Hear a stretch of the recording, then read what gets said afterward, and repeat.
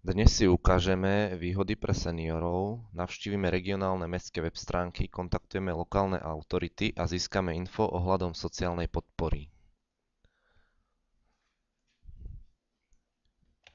Dáme si ako príklad, že sme občanom mesta Prahy a chceme získať informácie ako senior a občan tohto mesta.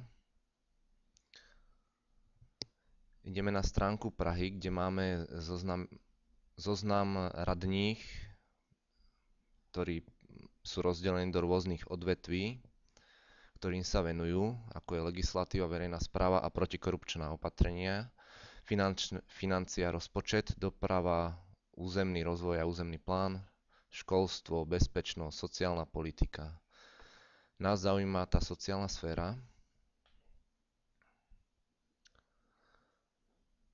Tu máme inžinierku magistru Jenu Robkovú, ktorá sa jej venuje. Môžeme jej napísať priamo nový odkaz, otázku, ktorú na ňu máme.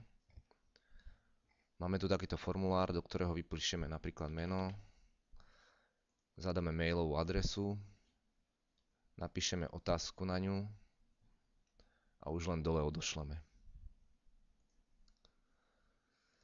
Ďalej by sme si chceli ukázať, ako získať sociálne informácie v rámci svojho regiónu.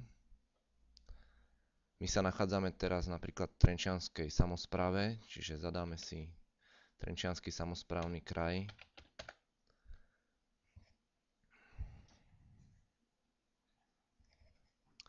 Tiež tu máme prostredie Trenčianskeho samosprávneho kraja rozdelené do rôznych oblastí.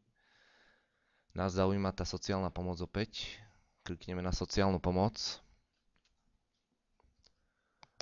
Chceme napríklad získať informácie ohľadom prijatia občana do zariadenia sociálnych služieb.